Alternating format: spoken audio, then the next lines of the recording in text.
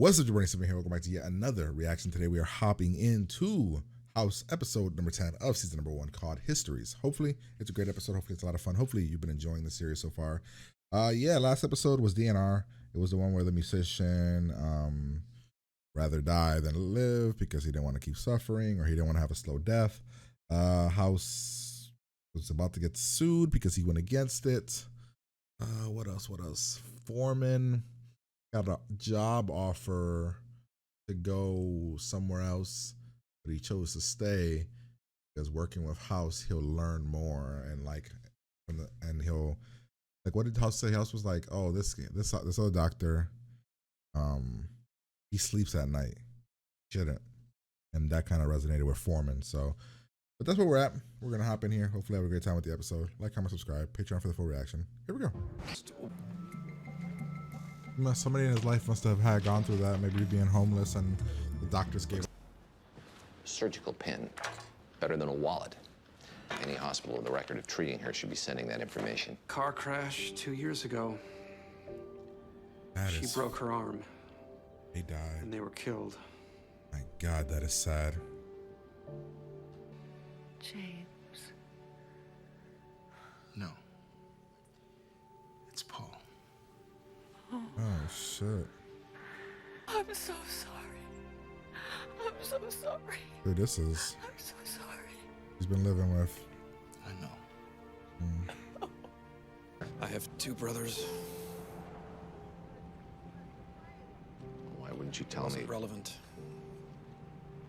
Why not? Because he's not in my life anymore.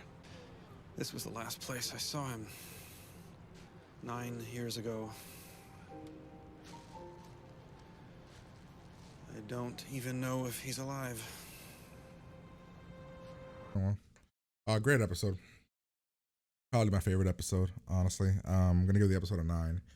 I cared about the case. I cared about the character stuff. House was funny. He was also an asshole. But I liked pretty much everything that they did in the episode. I'm gonna give it a 9. Had a sad ending, which if you can have a sad ending and make me care about a character within one episode, and I actually feel it, I'm gonna give you that. That's a good thing to that's good because I'm usually pretty, I could usually hold my emotions in or be able to essentially control or not feel as much if I don't know the character that much. But they built her, and her death was so, the way she was dying was so sad. She got bit by a bat. She got rabies. Never got any treatment. I would have loved to have gotten to know more about what happened. My guess is she felt responsible for getting her baby and her husband killed. Got really depressed. Lost her job. Everything kind of went off the rails after that. No clinic people this time. We had a couple. We had the one lady with the son and the kids, and then we had the 2 students, but for the most part, nothing there. You got to see a little bit of Cuddy. That was a good episode. I really liked that. I don't really have much else to say. I think I'll just break it down. I mean, the case, like I said, the case was good. I didn't know what I was so confused and trying to figure out what it was. I wish we would have got more about Foreman. I wanted to know more about why Foreman disliked homeless, because she was homeless. I don't think we got an answer. If we did, I might have missed it, but we'll break down the episode. But it was a great episode. Really, really loved it. We start off at the beginning. She goes to this place. She's so out of it that she goes to her old house. This character, the one girl that kisses her, was weird. It was an unnecessary scene, honestly. Having her be I don't know, it was an unnecessary scene. But it was rave. She was clearly high on E. Then there's the pushing down thing, and then then she fights the cops because she's paranoid or whatever. We bring her in. Wilson wants to treat her. Foreman says so she's nothing. And I love that we got to see Foreman and Wilson kind of interact a lot. Kind of over a patient. I thought that was actually really, really good character work for Foreman. Really good character work for Wilson. We don't really get much of Wilson, at least not yet. And they chose to give us Wilson more than the other than Cameron and Chase. No, what's his, Chase? No, could indicate Is his name Chase? What's his name? Yeah, Chase. a tumor. So I was cool with that, but like Foreman was almost too dismissive of her without us getting a proper reason as to why. And I don't know, I mean, they don't have to give us the answer, and if he's more into his character, makes us kind of question things. But I really would have liked to know, and I do like that he, by the end of it, kind of changed his whole thing because he was proven wrong, and when he found out what was actually wrong with her, and when she escaped from the hospital, and he tried to save her, it was like, I don't know, it shows how kind of person he is, which I really appreciate. We then hop over to, back to House wants the case because Wilson really wants it. So the fact that Wilson really wants it and Foreman doesn't want it so bad, he took the case. Then he's kind of trying to figure out what's wrong with her. They emptied out the thing. The licking, what's up with the licking of the vomit? Even saying that makes me want to throw up. Why did he do that?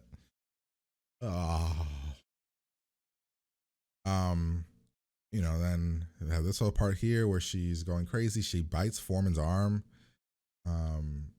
He's so upset that he breaks the rules, sneaks her in for an MRI or a CAT scan, which would have ripped out the metal in her arm. They then do, then House tells Foreman to go to the hood and go thing. Foreman gives up his coat to find, what? No, brother. We then find her with comic books. No real explanation for the comic books. She just did them. Just wanted to tell her stories. We found out who she was based on the little metal thing that was in her arm. And we tried to, we almost killed her because we gave her something that she was allergic to that we didn't know about. We then get more investigating. Foreman again still not believing that it's anything. Then at one point hops to a tumor. Then some other thing that he says that he doesn't think it is. Because later we find out that her fever spikes. When House right here to get, because he gets out of the clinic duties, and to get back at him, Cuddy gives him 2 students to essentially prepare him to teach them, right? Yeah, he starts messing with them. Then we have House investigating Foreman's past and seeing how it connects to why he hates homeless people.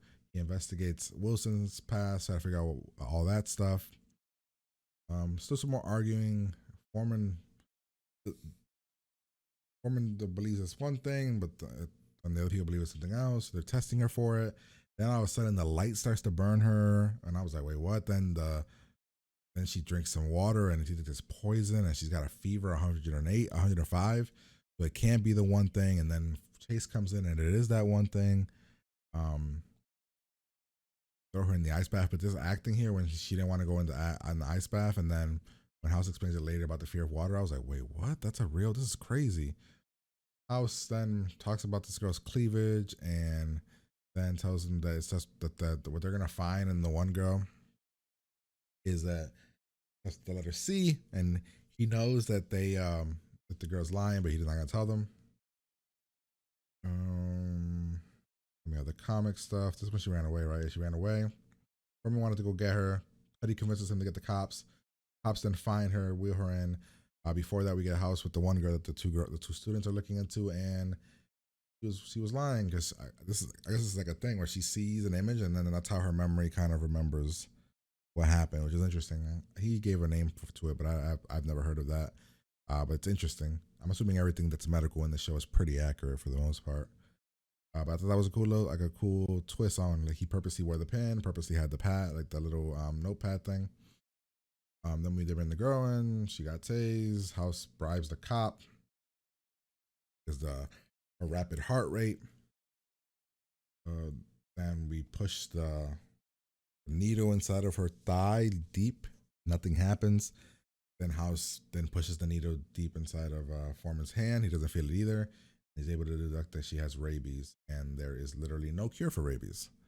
I didn't know that, because if you think you have rabies, you're supposed to get shots right away. Then they try to help. She's like, she's gonna die. I want to help her find James.